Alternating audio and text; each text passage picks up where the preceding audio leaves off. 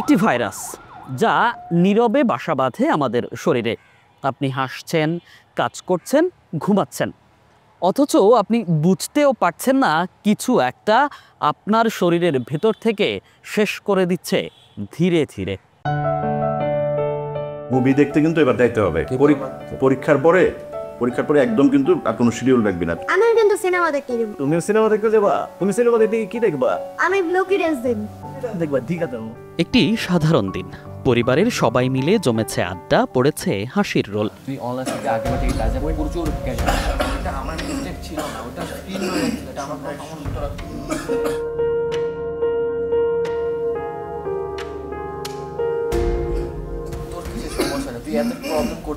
আচ্ছা শোন, এক কাজ কর, আমি একটু গলাটা কেমন দাঁড়ি লাগতেছে, আমি একটু পানি খাই নিই। আচ্ছা আডে যাও। আমি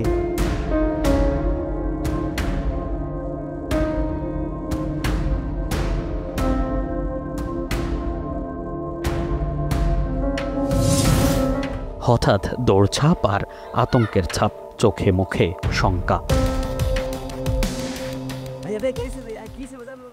এটি কোনো সিনেমার দৃশ্য নয়, এ এক কঠিন বাস্তবতা। একটি ভয়ঙ্কর ভাইরাস যা মানুষের শরীরে সক্রিয় প্রায় 30 কোটিরও বেশি।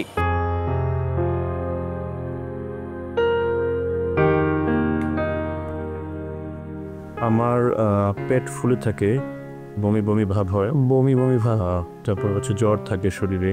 এই সমস্যাগুলি আপনার কতদিন থেকে? 3-3.5 মাস হবে। আমি রিপোর্টগুলি দেখছি।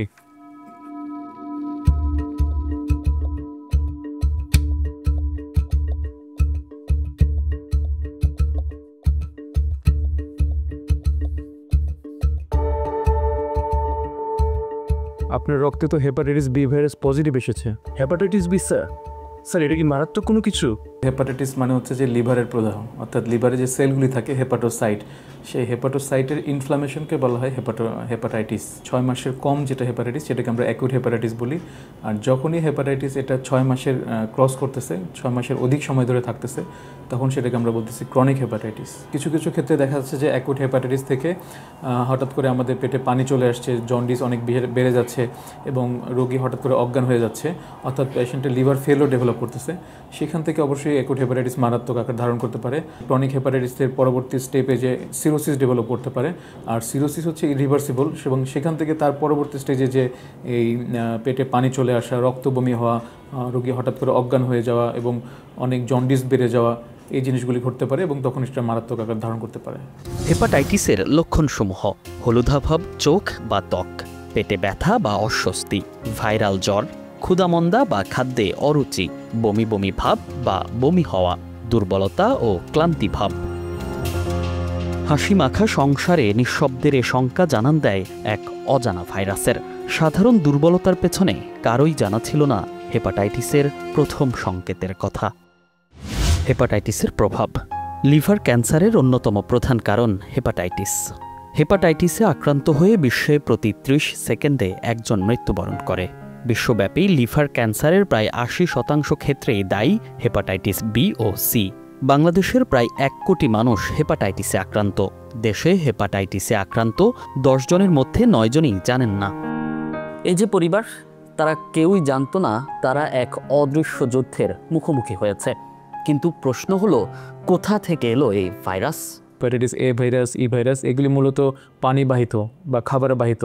আমরা বিভিন্ন সময় বাইরে খাবার খাচ্ছি বা মানে অবিশুদ্ধ পানি পান করছি, সেখান থেকে মূলত এ ভাইরাস, ই ভাইরাসটা ছড়ায়। আর বি এবং সি ভাইরাস এগুলি ছড়ায় মূলত রক্তবাহিত এবং হরিজন্টাল, মানে মাঠ থেকে সন্তানদের মধ্যে আসছে, আনপ্রোটেক্টেড সেক্সের মাধ্যমে আসতেছে।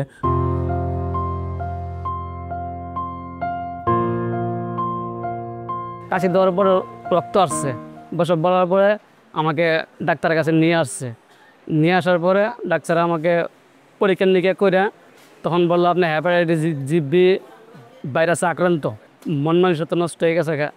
আমি এই রোগে আক্রান্ত। ডাক্তার আমাকে বলছে এখন হেপাটাইটিস বি থেকে লিভার সিরিজ হয়ে গেছে, তো এখন বলতেছে লিভার ট্রান্সফার করলে এখন আমি সুস্থ হয়ে যাবো, আগের মতো হয়ে যাব। দেশে হেপাটাইটিসের প্রচলিত চিকিৎসা ও উদ্যোগ: হেপাটাইটিস বি টিকা জাতীয় ইমিউনাইজেশন প্রোগ্রামে রয়েছে।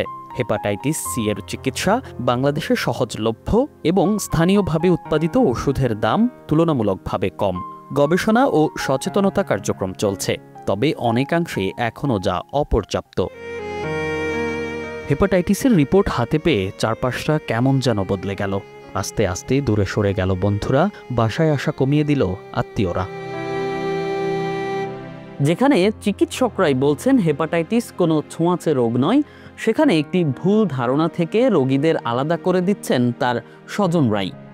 তবে এটি কতটা যৌক্তিক, আর আসলেই এই হেপাটাইটিস আক্রান্তের জন্য আসলে দায়ী বা কে? হেপাটাইটিস বি বা সি ভাইরাস আক্রান্ত কাউকে যে বাসার মধ্যে আলাদা করে রাখতে হবে, তার সাথে এক প্লেটে খাওয়া যাবে না, একসাথে ঘুমানো যাবে না, ব্যাপারটা সেরকম না।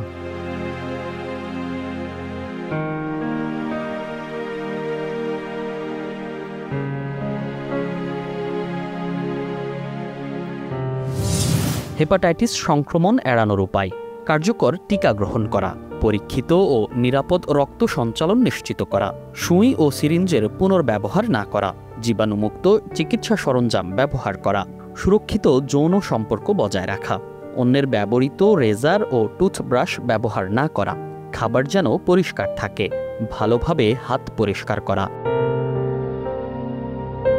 জন্মের ২৪ ঘন্টার মধ্যেই শিশুকে হেপাটাইটিস বি ভাইরাসের টিকা না দিলে আক্রান্ত হওয়ার সম্ভাবনা বেড়ে যায় বহুগুণ। অথচ দেশে এখনও লাখ লাখ শিশু এ ভ্যাকসিন থেকে বঞ্চিত, আর প্রান্তিকের অনেক মানুষই জানেন না এই নীরব ঘাতকের সম্পর্কে। ফলে অজান্তেই ঝুঁকির মধ্যে পড়ে শিশুর ভবিষ্যৎ। তাই প্রতিটি শিশুর টিকা নিশ্চিতে গ্রহণ করতে হবে সরকারি বেসরকারি যৌথ উদ্যোগ। ২০০৪-এর পর থেকে যাদের জন্ম তারা সবাই ভ্যাকসিনেটেড, আর যারা এর আগে আমরা জন্মগ্রহণ করেছি তাদের উচিত হচ্ছে প্রত্যেকের এই বি ভাইরাসের স্ক্রিনিং পরীক্ষা করা। স্ক্রিনিং পরীক্ষা করে যারা নন ইনফেক্টেড, যাদের ভাইরাস নেই, তাদের ভ্যাকসিন দিয়ে ফেলা, যেহেতু হেপাটাইটিস বি ভাইরাসের ভ্যাকসিন রয়েছে এবং অ্যাক্টিভ ভ্যাকসিন রয়েছে।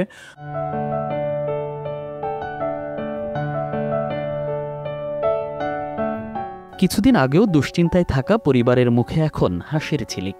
সময়মতো চিকিৎসা, নিয়মিত ওষুধ আর চিকিৎসকের পরামর্শে ভেঙে পড়া পরিবার আজ ফিরেছে স্বাভাবিক জীবনে।